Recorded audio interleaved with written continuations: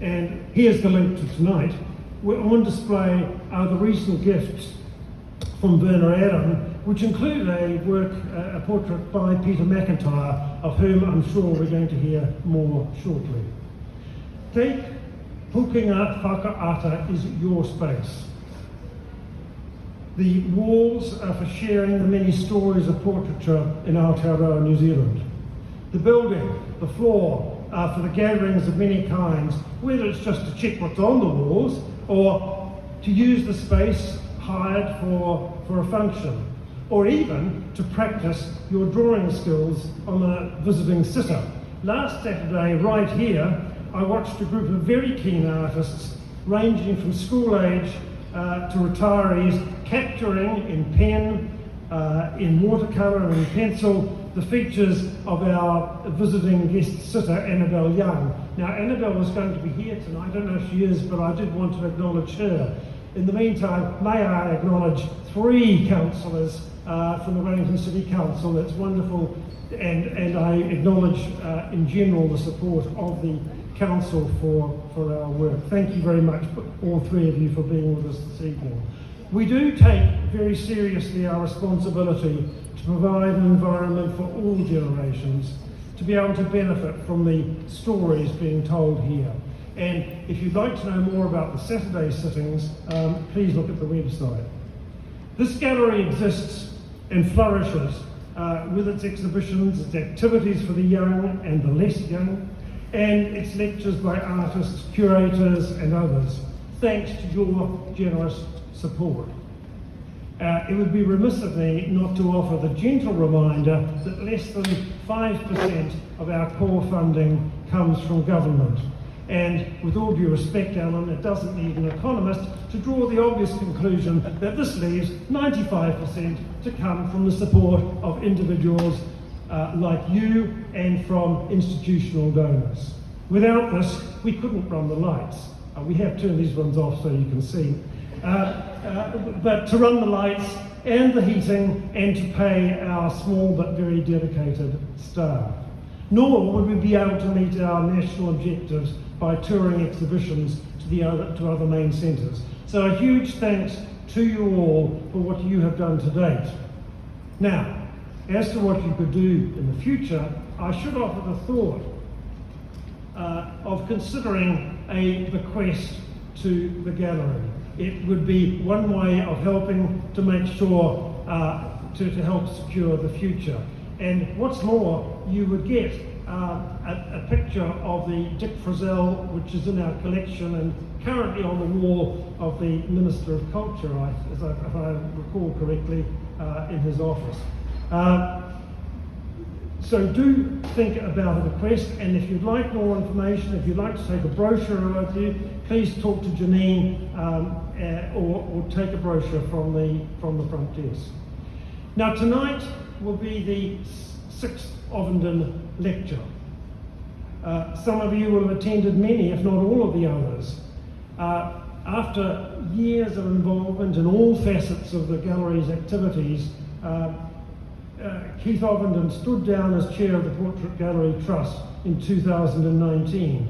In doing so, he inaugurated an annual lecture series with a talk that he gave himself 5 years ago this month on enlarging the world. It was an inspiring talk and an inspired talk. The following year, Dr. Lydia Weaver spoke on House and Street. That was a lecture about geography of portraiture. In 2021, and please note that we managed to circumvent COVID, it was the turn of Neil Klimmer, who's here tonight, thank you Neil, to discuss portraiture in 3D, an art form of its own. 2022, Dr. Ellen Griffey spoke about women in power in New Zealand. And then, last September, Peter Simpson focused on the portraits of Colin McHale. Tonight, it's a special honour to be hearing from Dr. Alan Bollard, who succeeded Keith as chair of the Gallery Trust in 2019. Most of you will know of Alan's work in the economic field, the NZ Institute of Economic Research, the Commerce Commission, Secretary of the Treasury, Governor of the Reserve Bank, and for 6 years, the Executive Director of the APEC Secretariat in Singapore. Alan holds a professorship in the School of Government at Victoria University, and he's also the current chair of the Infrastructure Commission and of the New Zealand Committee of the Pacific Economic Cooperation Council. Perhaps less well known is that Alan is the author of a number of books in various genres, including economics, of course, but also biographical and fiction. He's also developed a computer simulation game, Economist. Now, in all of this, war, it seems to me, is a bit of a theme, because apart from the editing some war diaries, he's authored at least 2 books with war in the title, including Economists at War and most recently Economists in the Cold War. So in this, the 6th Ovenden lecture, Alan has promised to uncover some of the stories of New Zealand portraiture during World War II. So please join me in welcoming Alan to talk to us this evening.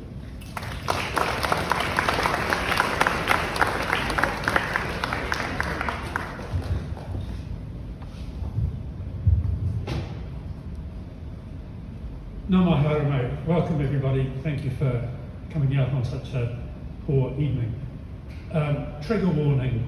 I do not have a degree in art history from the Courtauld or anything similar to that. Bear that in mind, it may become obvious.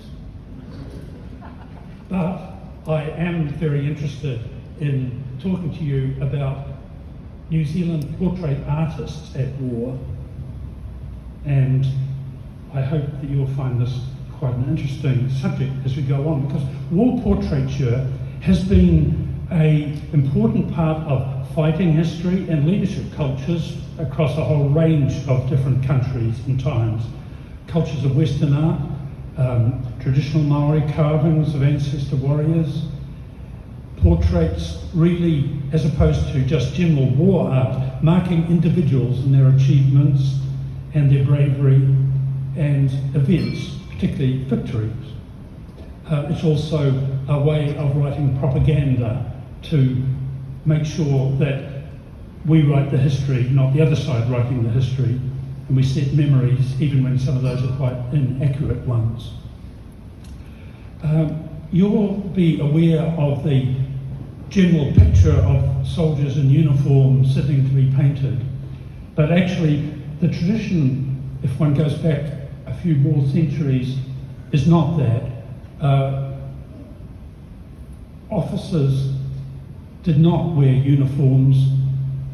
That was for more common people. They did not sit in studios. They were to be portrayed on horseback with a battle in the background. This is Titian in the 16th century, and that was a starting really legacy of these portrait artists. And the seated uniform portrait that we're much more aware of was probably uncommon until the Napoleonic period in Europe, at any rate. What I'd like to do is talk about formal portraits tonight, and then something about informal portraits around the campsite, something about heroic portraits, and then more naturalistic ones. So I'm proposing that to focus on World War II. Why World War II? It was the conflict when there would, I think, have been most portrait art done, especially in New Zealand context, but it was also the last conflict when that would happen, because we find with the Korean War and the Vietnam War, photography taking over much more. And because it was such a big deal for New Zealand, there were nearly 200,000 men, mainly men, but also some women, who were in the armed forces in World War II, and most of those served overseas, mainly in the army. There were 12,000 fatalities, there were many other injuries, prisoner of war experiences, and so on. New Zealanders served in most of the major theatres of both the Western and Eastern Bloc wars, and Middle East, Western Europe, North Africa, and the Pacific.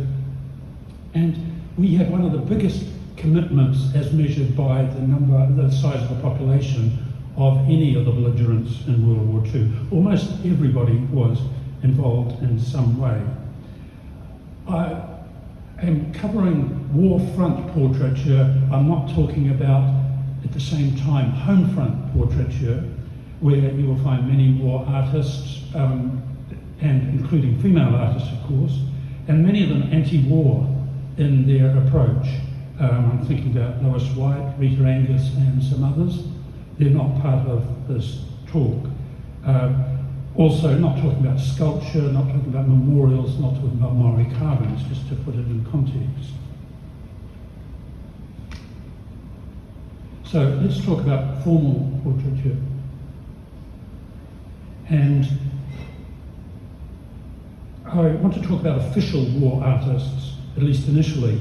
So since the 19th century, the concept of official war artists, we find that they're appointed with military rank, they're given remits to paint battles, to paint portraits, to paint officers, to record life around the campsites, etc. And it's there partly for the military to control their own interpretation of battlefield actions and actors. Also, of course, until photography comes in, that's the way that most of the news media got their imagery of what was happening, sometimes painted on the battlefield, sometimes actually simply guesswork painted back in Fleet Street or wherever. Our first official war artist was actually in World War I, Nugent Welch, and he was appointed following the practice that the British, Canadians and Australians had already started in terms of formally appointing war artists. Actually, of course, the most famous portrait of World War I in New Zealand terms would presumably be Horace Moore-Jones with Simpson and his donkey. In World War II, the New Zealand government was pressured to appoint an official war artist, and a lot of names were put forward. The government took a long time to make up their minds. In the meantime, General Freyberg was in Europe leading the New Zealand Expeditionary Force, and he very definitely wanted somebody to present his view of battle and his view of war heroes. He wanted to record his version of war history, and he was quite annoyed by these delays. He located a draftsman in the NZEF by the name of Peter McIntyre, raised him from the ranks and made him a junior officer, quite important because otherwise he wouldn't have had access to the sorts of places that he needed to go to. And he appointed Peter McIntyre to his staff. Peter Fraser, the Prime Minister back in New Zealand, heard about this and wrote an angry letter saying you can't do that, it's up to the government to appoint official war artists, and Freyberg basically shrugged and said, I've done it. And Freyberg really made Peter McIntyre his own artist. I'm reminded of the sort of relationships between the medieval, the Medicis, for example, and their patronage of particular artists. McIntyre was Freyberg's artist. He painted where he was told to paint, and to some extent what he was told to paint, although not completely all the time. But let's see the first of these portraits. It's not Peter McIntyre. This one was done before New Zealand had got around to appointing an official war artist, and this is a portrait of New Zealander Air Vice Marshal Sir Keith Park, who was a key player in the Battle of Britain in London, by a British official war artist, John Mansbridge, early on, and I think it's a very classic of its type, although as you see we go off in a slightly different direction. You can see all his ribbons there. A bit unusual in that he's looking straight at the artist, and personally I think the artist had a bit of a problem with the hands, but they can make their own view about that. The sorts of portraits that we see in New Zealand war artist portraiture are very much like this. So this is the convention. It's stylized, particularly of army officers. Generally, they're not actually dressed for the battlefield. They're in ceremonial uniforms, probably laid out by their batman earlier. And what you see is typically head and shoulders and chest. The chest is quite important. It's puffed out. It's manly, and they're displaying what are really called the ribbon bars of battle. They're ribbons across their chest, actually over their heart, which displays their unit, their rank, their medals, and some experience of the battlefield. They're usually facing slightly to the right to display these ribbons better. The faces, they display confidence, competence, sometimes arrogance, and they're almost always seated oil paintings, painted in the studio, sometimes backgrounds added afterwards. They're oils, they're generous size, they're formally framed, there are presumably a couple of sittings required for the artist, and they're mainly high-ranking military. The exception is that if you won a Victoria Cross, then you seem to get a portrait. However, you didn't get an oil, you got a watercolour. If you to the general viewer, this spells strength, confidence, power, success, wisdom. To the military viewer, there's something else going on. They can tell hierarchically who these people are, where they come from, what rank they hold, and what unit they're in, within the complex and hierarchical traditions of the military forces. And in this, we see the artists being very aware of their responsibilities and the conventions to uphold. And bear in mind, these artists are painting under orders, which probably for most artists today is an inconceivable sort of restriction. But it's important to remember that. Interestingly, most of New Zealand war artists came from the Deep South, and they were trained in Christchurch or Dunedin, particularly in the Christchurch Canterbury School.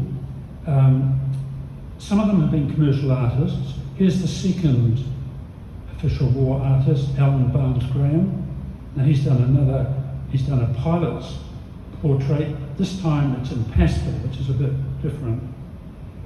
A number like him have been commercial artists or illustrators or in advertising, and several had, including Peter McIntyre and Alan Barnes-Graham, had classical training in London at the Slade School. And the Slade, of course, had trained famous World War I artists like Augustus John, Paul Nash, and William Wilton as well, and had a tradition of war artistry. Well, in the meantime, Freyberg has his views about what he wants McIntyre to paint. And he says in a letter to McIntyre, you're to paint portraits of men who win decorations, battle scenes of the more important phases of fighting, and the life of soldiers behind the lines. And then he orders McIntyre to paint his 11 brigadiers as a start. And McIntyre, in his books, says that he had no intention of painting 11 brigadiers. And indeed, if you look at some of these brigadier paintings, there's not a lot of individuality in them, both in the setting, but even in the expressions of the sitters. And McIntyre says that luckily Bernard Freyberg would hand out these orders, but pretty quickly forget that he'd given them. So 2 of the brigadiers got painted, that was all. But he was still a court painter, and over the war years, he was variously ordered to paint the King of Greece, who turned up in Crete during the evacuation, to paint Winston Churchill, who turned up in the Tripoli celebrations, and as they worked their way up Italy, Freyberg called him in and said, you're to go to Rome and paint the Pope. And McIntyre said, I don't think I'm going to get access to the Pope, sir. And Freyberg was a bit taken aback and said, no, you're probably right. Talk to Lady Freyberg, she'll arrange it. And she did. The pictures of the King of Greece, Winston Churchill, and the Pope are not his best portraits. But Freyberg's patronage gave him materials, access to battles, a studio in Egypt, and at times a travelling caravan to use as a studio. And he wouldn't have been able to do that without Freyberg. It was an interesting combination. What is the most famous New Zealand war portrait? It's got to be this one. It's McIntyre painting General Freyberg. Actually, despite wanting to have a war artist, Freiberg continually refused to be painting. And this only happened because he ended up in hospital in Cairo. Freiberg, you may not know, was wounded almost 20 times in World War I and continued to have this problem about being too close to the battle right through World War II as well, sometimes with McIntyre alongside him. But at this stage, Freiberg was sick and he was in hospital, and his wife said to McIntyre, "This is our chance, we go in, he can't move, you're painter." So he's in hospital, his wife propped him up in bed, he's wearing pyjamas, they put the cap on his head, his hands looked awkward, so they gave him some binoculars to hold, and this was the painting that came from the sketches that McIntyre did at the time. We assumed the battle in the background wasn't going on, and that also was put in afterwards. But you can see this painting everywhere in New Zealand, including outside the Freiberg pool, by the Freiberg beach, out on the road, and it's known to most of us. The oil paintings were for officers. The question of heroes was another thing, because these portraits were designed to disguise some of the realities of war. So you see no blood stains, no scars, no shock on faces, no horror, even no boredom in the faces of these sitters. Limited scope for artistic expression, a very clear convention you are expected to follow, models staring confidently out at the artist or gazing knowledgeably into the distance. Convention didn't allow for real battlefield emotions. Rank was strictly observed. As I said, officers might get a formal oil painting. Decorated ranks got watercolours. Here's Lieutenant Ngaurumu, VC, painted in watercolour by McIntyre. He was awarded the VC posthumously. So this was a posthumous portrait. I don't know how it was painted. And of course the well-known Charles Upham, double VC, a really strange portrait. But there you are. I'm not sure what McIntyre is trying to say in this. He's saying something about the guy's character. But again, he only got a watercolour. Very few portraits of women in the field, and those are mainly nurses or cooks. Of course, there were very few women in the field as well. The only formal painting of the sort that I've seen is this one of Commander Jowett, who was commander of the Women's Army Corps. Interestingly, this portrait was done back in New Zealand after the war, and I'm not sure if she was in New Zealand the whole time or not. And it looks to me like it's unfinished, although it may be one of the ones that McIntyre went back on afterwards and just sort of signed. There were no female New Zealand war artists, official war artists, although one woman did apply a number of times unsuccessfully. That contrasts with Australia. Nora Hayson was an official war artist in Australia and painted in Australia and in Papua New Guinea, but behind the scenes. And Stella Bowen, also an Australian, painted bomb sites and other events in Britain. She was also an official war artist. The American scene at this stage was more photographers, and there were, of course, some famous female American war photographers, Lee Miller, Margaret Bourke White, for example. But we don't see in this war zone any female artists. Of course, there are these other portraits, and McIntyre as well did several portraits of the Tuis. The Tuis were the New Zealand Women's Army Corps, who were partly administrative, partly hosting the clubs in Cairo, and then later on in the war in Naples, Rome, and so on up through Italy. And they were meant to get a taste of home. McIntyre, he probably couldn't help himself, but he was inclined to glamorise some of these.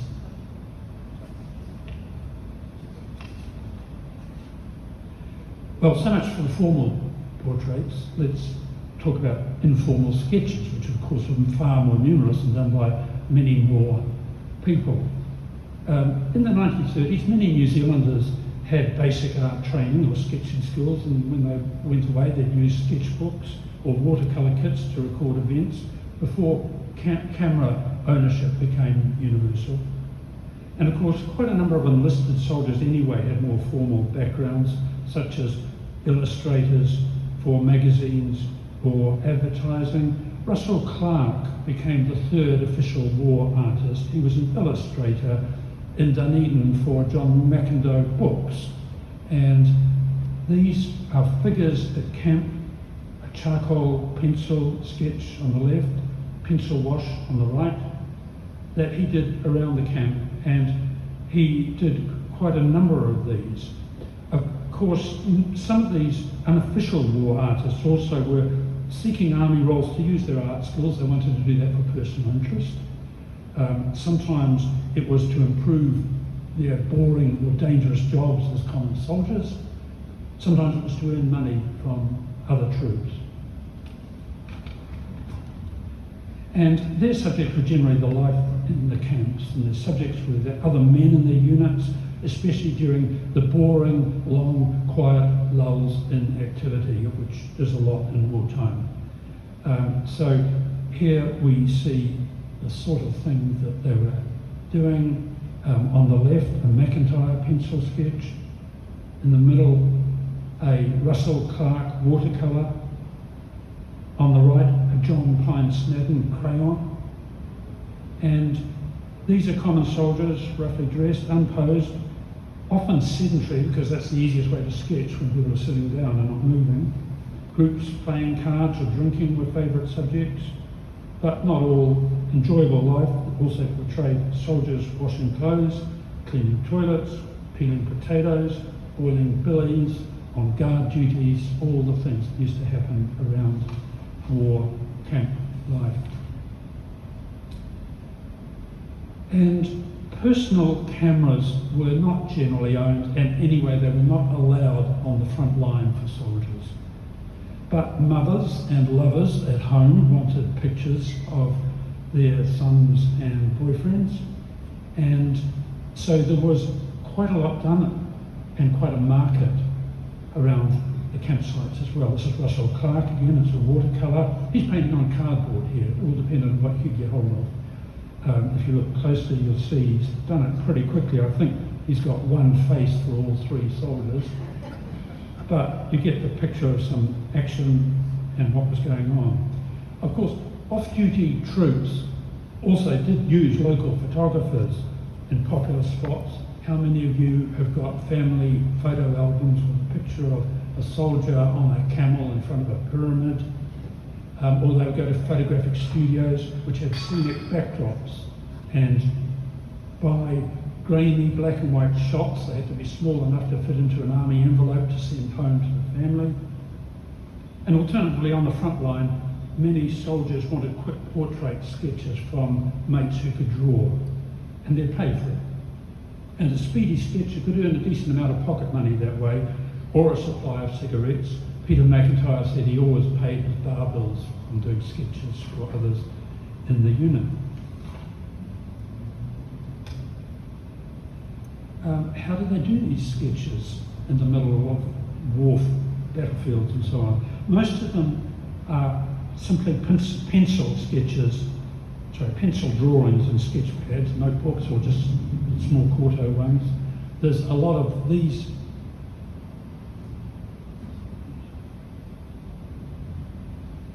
sorts of sketches around.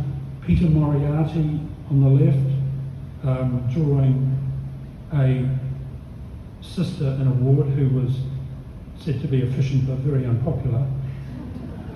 Robin Day in the middle, who some of you will know and was a staunch supporter of the Wellington Watercolour Society for many years. And on the right, Austin Deans, who had originally been Peter Fraser's choice for the first official war artist from the Canterbury Dean's family, a serious artist, and unfortunately for him, in Crete he got captured by the Germans and spent the war in a prisoner of war camp. Here he's done a picture of an Australian artist who had a lot of influence on him, and I'll come back to that in a minute. The portraits could be done in charcoal or crayon or chalk, easy enough to use in the field but quite hard to preserve in a soldier's kit bag or in a small envelope being sent home. Watercolour was the flexible medium.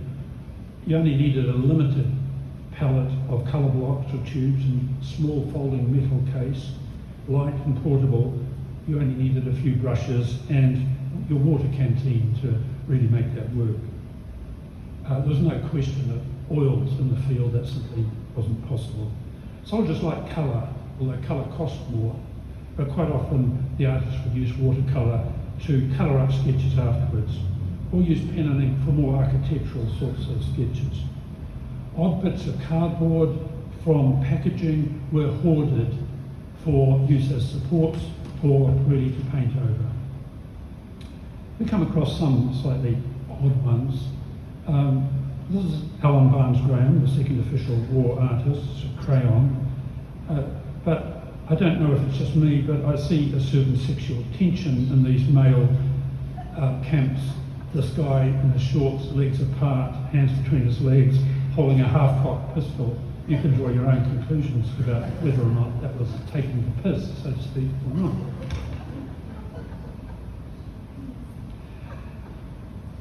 The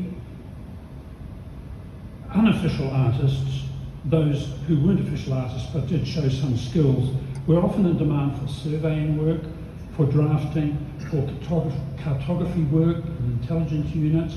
Every time Freiberg pushed along through a battlefront in North Africa, he would send out a request for a new map of the battlefield, sometimes a new model to be built in plaster of Paris and then be painted up to show his brigadiers what they faced in the next battle. James Coe, who we'll come back to, also a Canterbury artist, worked in the intelligence unit. Ted Lewis, a British trained artist, but a New Zealander, did a lot of maps, models, guides, signs around the campsite were often done by these artists. He put together PR material, cartoons, illustrations for army publications. There were a lot of military publications. The NZEF Times, coming over on the troop ships, they tended to start their own little newspapers. And on the home front, outlets like the Auckland Weekly News and the Listener were very keen to get any pictures they could from artists in the field, so servicemen's paintings, sketches, cartoons. Peter McIntyre said, despite being an official war artist, actually in camp I was mostly painting numbers on things, trucks, kit bags, and grease nipples especially. He has a thing about grease nipples. He said, the army is convinced that an artist, a sign writer, and a house painter are pretty much the same thing. He ended up also drawing some famous security posters, and there's a very well-known one called of soldiers urinating and a sign underneath saying, keep your mouth shut. Neville Colvin from Dunedin was a draftsman in PR unit in North Africa and did sketches, illustrations, cartoons. He became a famous cartoonist in Britain after the war, second only to David Lowe in terms of the cartoons for the media that he was putting out. And as an example, you can see Peter McIntyre of a fatigue party.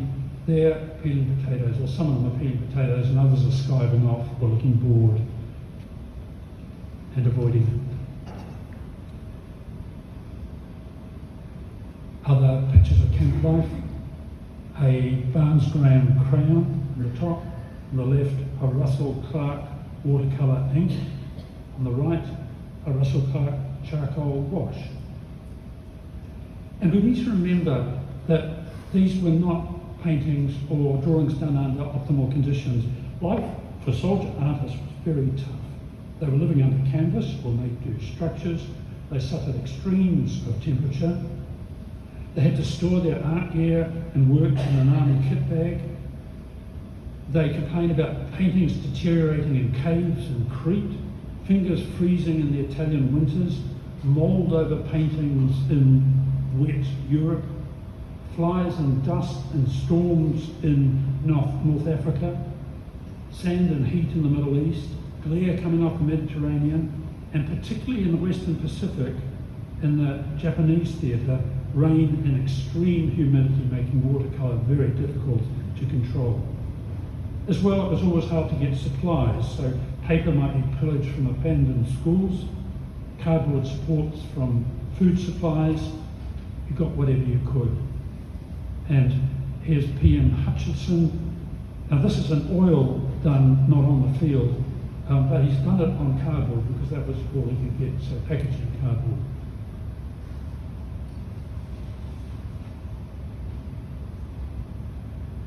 Prisoners of war. There were two well-known New Zealand artists caught in Crete and ended up spending the war in prisoner of war camps. Austin Deans, who did some portraits but concentrated on developing modernist styles, particularly fauvism. He lost many paintings that he had painted during the prisoner of war time. And John McIndoe from the McIndoe publishing family in Dunedin also. Here's an unusual portrait. It's not very good reproduction, but this is what was the big focus in the prisoner of war camp. The daily rations, where you can see it. It's John McIndoe. It's pencil and crayon on paper. It's a picture of what they were waiting for every day, which was the limited food they had. And the comment at the bottom said, food, bread reduced to 1/4 of a loaf per day. But they were in a German camp, and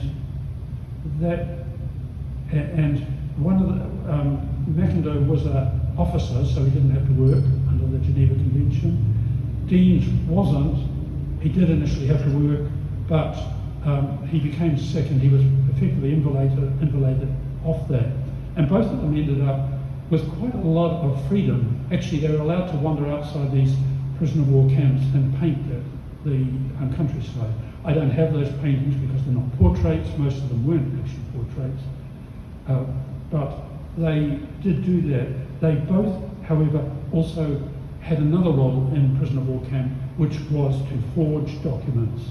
Artists were the best positioned people to do that, and both McIndoe and Deans did that. McIndoe, in the end, near the arrival of the Americans, went on a forced march and he trudged for weeks. There's a photograph of him in the archives with a box of his best paintings around his neck as he trudged for weeks, and he managed to keep many of them. As well as the round campsite paintings, I wanted to talk about the hero paintings, because this is about communicating the war to the home front. And the newspapers, the magazines, the conscription drives all wanted hero portraits. They wanted to show brave Kiwis on attack. And Peter McIntyre was up to that. Sorry, that's...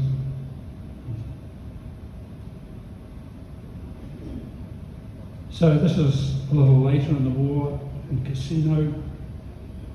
My father was there in the Maori Battalion, so I know a little bit about Casino because he kept a diary the whole time illegally. And this wouldn't have been too far away from the reality. But with Peter McIntyre at its most basic, it could be the sort of war comic book sort of style as well. And such hero pictures were usually based on real actions, but recomposed after the event. This is an oil. There would have been sketches at the time, but this was worked up afterwards. McIntyre proved very accessible with that and found that New Zealanders liked his painting style. It was accessible, attractive. They liked his portrayal of mateship, the male Kiwi as tough, practical and brave. And there's a number of photos like that. Russell Clark would take a slightly different approach, but Here we have a pencil wash he did on the left, and on the right a watercolour, charcoal with watercolour after it. And again, he's doing the iconic Kiwi soldier, scruffy, unruly, laconic, practical, proud, brave. The ones that General Rommel said were his toughest soldiers he ever had to face in North Africa. And that played well, both with the military and back on the home front as well.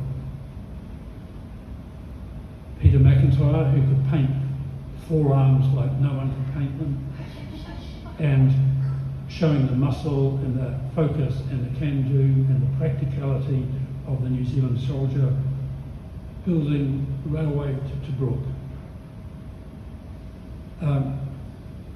McIntyre was sent straight to Crete by Freiberg. It was the first time he saw action. He knew he was meant to be an official war artist. He didn't know what an official war artist was. So he took his watercolour painting kit out and made himself a seat behind a rock overlooking the bay where the New Zealanders at that stage were forced into retreat and were trying to get into ships to evacuate to Cairo. And as he did it, the Germans were attacking, and there were Stukas coming down from behind him, firing at them. And McIntyre in his book has got a very lovely piece where he says, there I was trying to paint this scene with fighter jets all around me, and a New Zealand soldier came up behind with his bayonet fixed, ready to charge down at the Germans. He saw McIntyre, stopped, said, expletive, maybe I'm just going nuts, and then he went off. McIntyre said he soon learned you don't take watercolour into and set yourself up in a battlefield that's actually under attack. He learned that it was possible to only do rough pencil sketches in the field, make notes, maybe put a little bit of colour tab in watercolour, and then paint it back at base. He said he had to develop a photographic memory, and indeed he did a lot working very fast or working up afterwards. With Winston Churchill, Freiberg arranged for McIntyre to have 90 seconds to sketch Churchill, and then he worked up his portrait from that afterwards.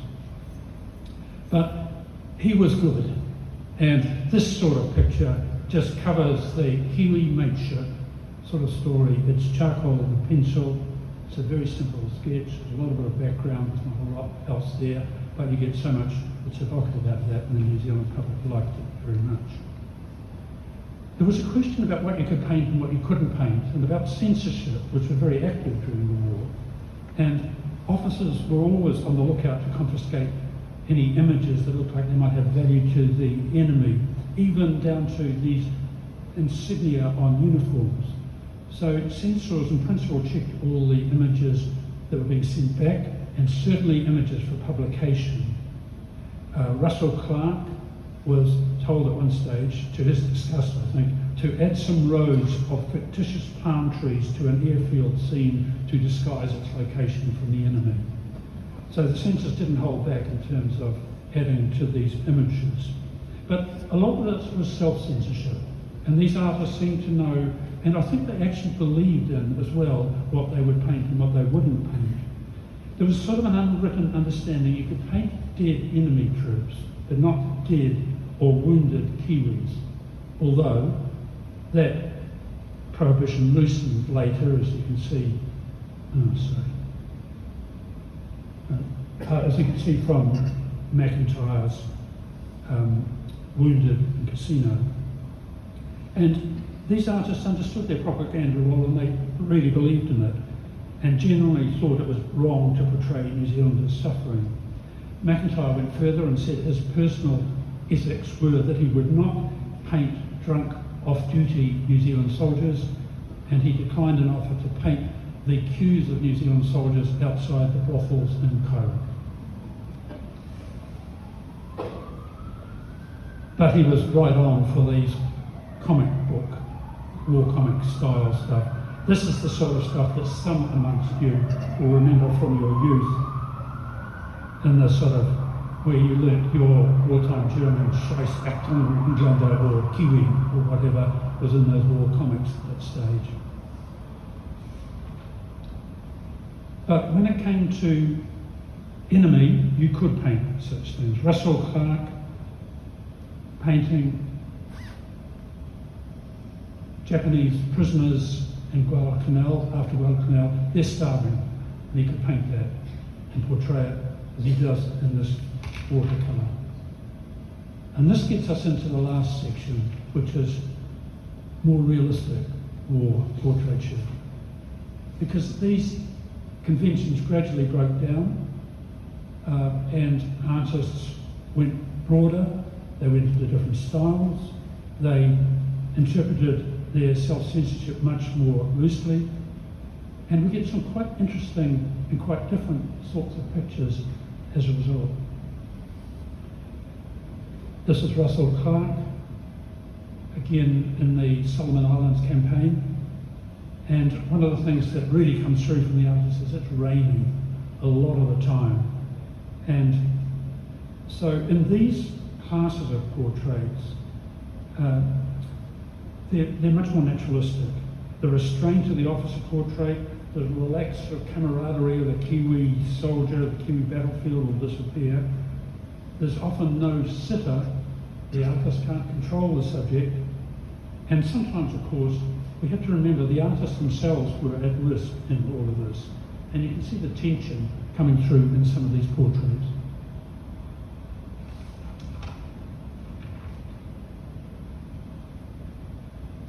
Russell Clark's done some very interesting ones. Walking Wounded, again in the Solomons campaign. It's a watercolour on cardboard. So the second and third official war artists, Barnes Graham, who really aimed for realism, and Russell Clark, who developed his own sort of jungle style, were appointed later in the war in this Pacific theatre, and they paint rather differently. They're recording a tough fight with the Japanese in the Solomons, and it's tough in a number of ways. Jungle landscapes, they're hard to fight in, but they're also hard to paint, because compared to an open battlefield, the enemy might not even be in view. You have to imply that they're there. The conditions were hot, humid, muddy, constantly raining, these monsoon downpours, very difficult to do conventional watercolours in all of this. Paint tubes burst, paper mildewed, colours ran. In addition, they were moving all the time. Russell Clark says he lost 25 good watercolours overboard trying to transfer onto an American landing craft. And they envied the American war artists who at this stage were painting from photos. And indeed, some of the New Zealanders' best works was actually only completed when they got back home in New Zealand afterwards. But we do see some wonderful ones, like this Russell Clark, watercolour and pencil. Patrol action again in the Solomons campaign. Can you see the 4 Kiwi soldiers there? Can you see the Japanese enemy? It's a portrait of jungle roots and soldiers all intermingled, and it's a style all of his own at that stage. And some of these have got a different style emotionally as well, because there's more discomfort, shock, fear, and these are emotions that New Zealand males were trained to hide from, and trained to hide from their comrades, and trained to hide from themselves sometimes. So this is difficult territory for the artist. It's a real test of their skills and their emotions. And in case you can't see it, this is a stretcher bearer, James Coe. It's an oil done afterwards from sketches at the time. And you can see from the eyes, the alarm, the stretcher bearer has just discovered that the soldier doesn't have a foot anymore. So there's no longer the firm forehead, the jutting chin, the puffed out chest sort of stuff. It's more about the shape of the body, and they're tense and they're sagging and they're weary and they're dirty, and there's angst and fatigue. Figures are dishevelled and fearful. And in the background, soldiers are falling, guns are aiming, the enemy is around, but there's smoke, rain, vegetation and camouflage that are hiding the detail. another Russell Clark watercolour. And here you'd say, what's the portrait? Is it the jungle? Is it the soldier? Are they one in all of this? This is a bit of a side issue. There's questions about what colour, the colour ranges were quite different depending on what you were doing, who of and where you were. So army portraiture was khaki, obviously. So they used ochres, numbers, although they had those useful little red flashings on their collars, which pricked out. The Air Force and Navy portraits in the archives are in blue, or a couple of Navy ones in white.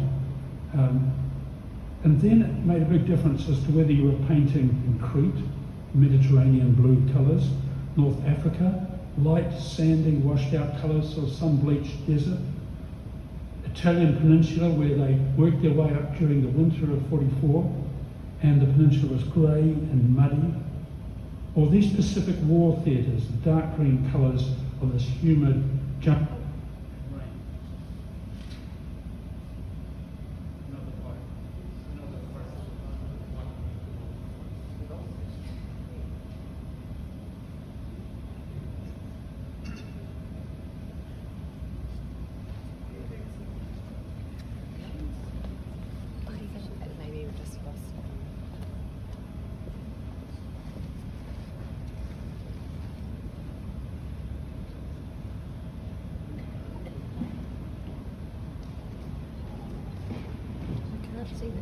Foxholes.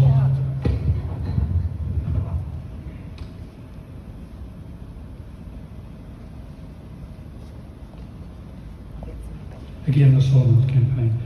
Peter McIntyre was also capable of more self-reflective, emotional works, and despite the fact that the conventional military portraiture left little room for individual styles, it wasn't meant to, these naturalistic war portraiture, we do see different experimentation from others. There's some Ives styles, Fauvism, Cubism even, some other elements of modernism. And the artists had to be able to paint in this environment where they knew they were at risk. An interesting Peter McIntyre picture of the sad picture of refugees in Italy. It's all washed out, and it portrays quite a different sort of feeling as a result. But it's James Coe who really builds on the horrors of jungle warfare. This is the patrol, Villa La Vella and the Solomons, and whether you can see it or not, actually the Kiwi soldier in the foreground is leaning on a dead Japanese soldier who is being eaten by a crab in the jungle. So we're not holding back anymore. And these were particularly towards the end of the war. In the last year of the war, the Air Force and the Navy both wanted official war art.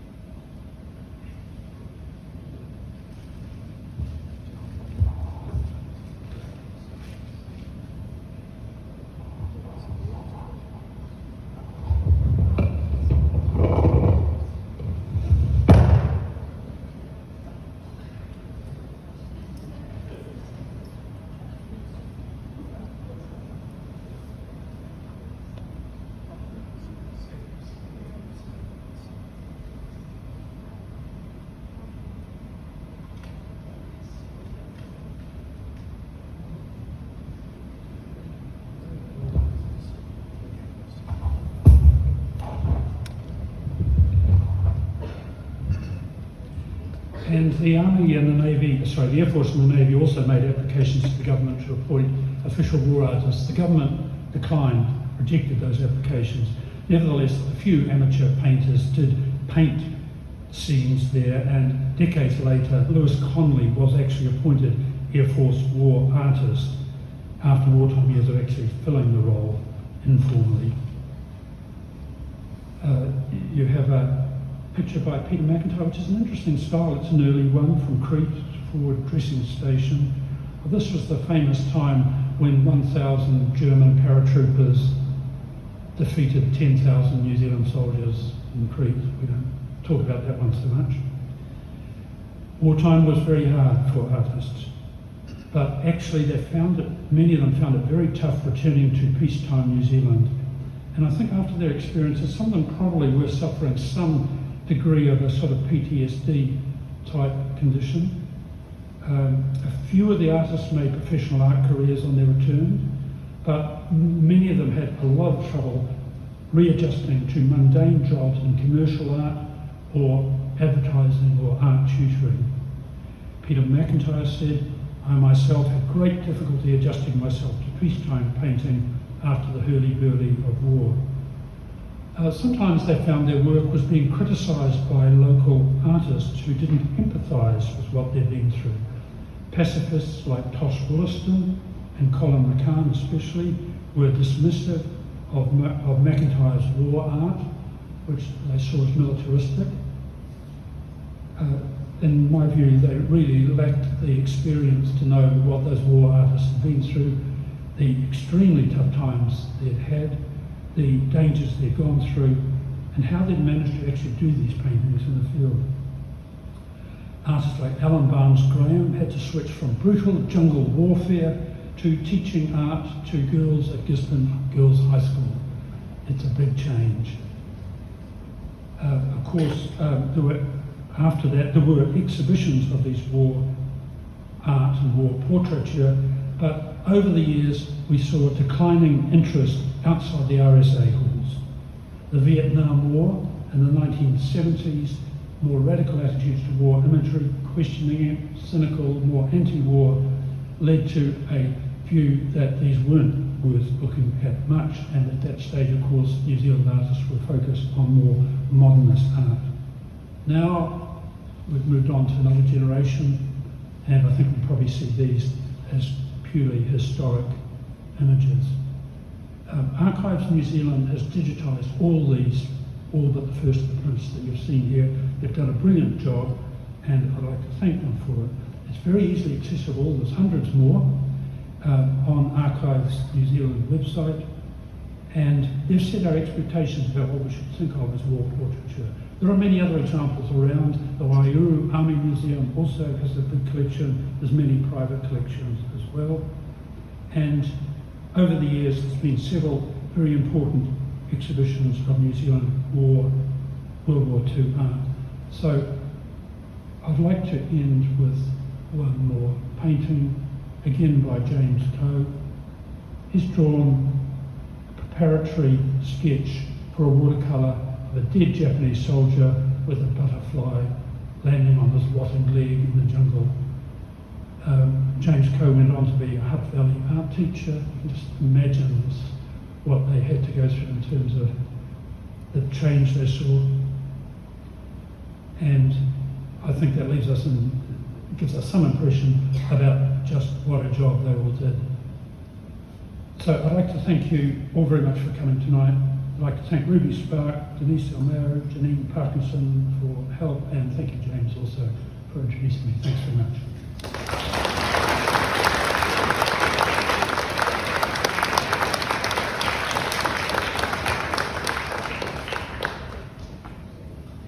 I'm sure there'll be questions for Alan, and please just signal if you'd like to ask a question of him. Ray, well, sorry, yes. Just wondering, if you tried to continue painting after the war, and what do you think then? Sure, to painted lots and lots of stuff, and we had an exhibition of him just recently. You can see one of his paintings over there on the wall. He was Middle New Zealand's pre-modernist painter. He knew what we all liked seeing when we were young, and sometimes when we grew up as well. So definitely, he worked his way up from down south. He was in Wellington, lived in Mount Vic for a while, had some very successful exhibitions then, and then went on from there.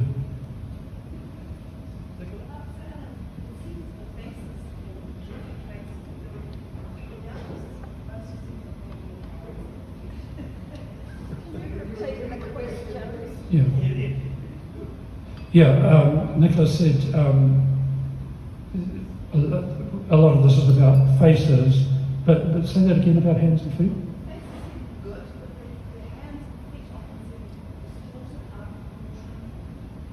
Okay, well, I did make that point about the hands by that well-known British artist. I mean, I guess these guys, you know, they're action guys.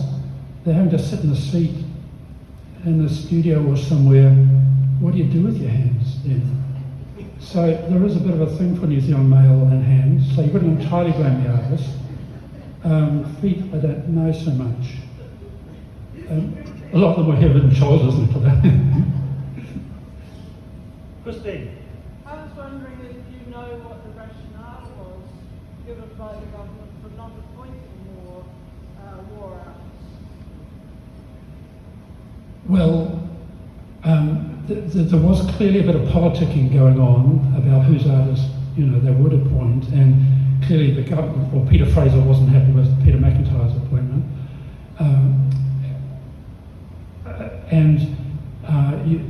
Clearly a lot of people were writing into the government saying, please appoint my son as an official war artist. Apart from that, I mean, I guess, you know, it's just a focus on fighting troops rather than taking somebody away from that and putting them in the studio. But New Zealand was very tight and tough on it, much more so than Britain or Australia, so I can't entirely answer that. It's a very good book by Jennifer Haworth about war artists in World War II, which probably finds some answers to in there. Was there an understanding or conviction that war artists didn't get involved in the fight?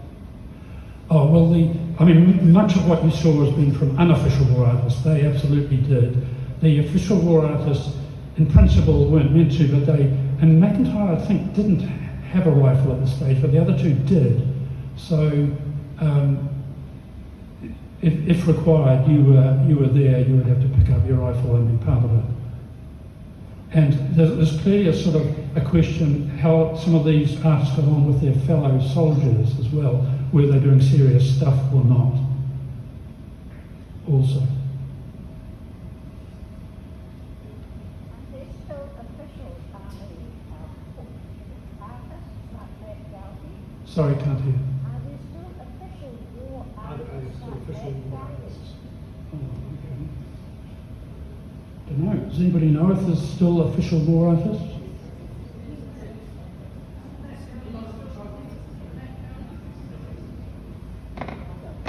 Matt Galvey, the answer is yes. Thank you.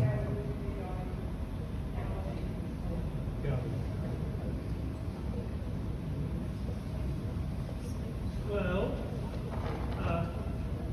before I invite you to those glasses of wine over to my left and something to eat to sustain you, I would like to thank Alan very much for the work that's gone into and the research that's gone into this talk, and not only about those portraits at the beginning with which we are very familiar, but the realism of those later works that reminded us that it wasn't all about those portraits designed for the regimental war. But it was interesting, Alan, that you talked a little bit towards the end of your talk about the exhibitions. So clearly some of those things were destined for a wider audience. Some were perhaps destined for a regimental the place, but clearly there was a number of end purposes for those. But please, thank you very much indeed for this evening, and please join me in thanking Alan for an excellent Ovenden lecture.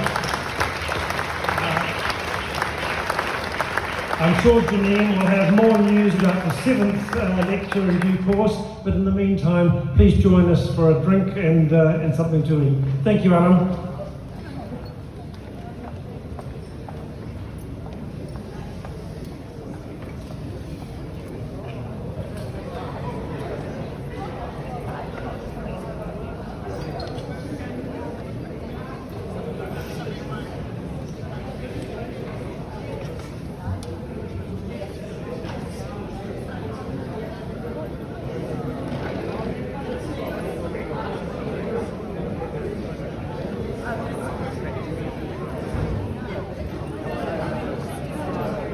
you? Oh, okay.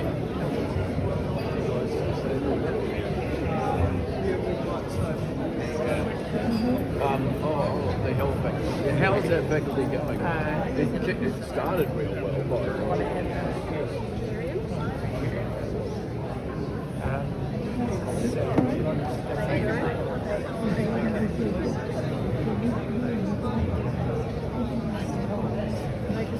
Thank you. Thank you. Counting on you.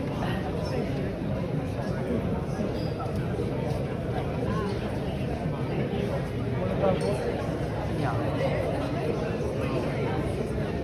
Do you want that one?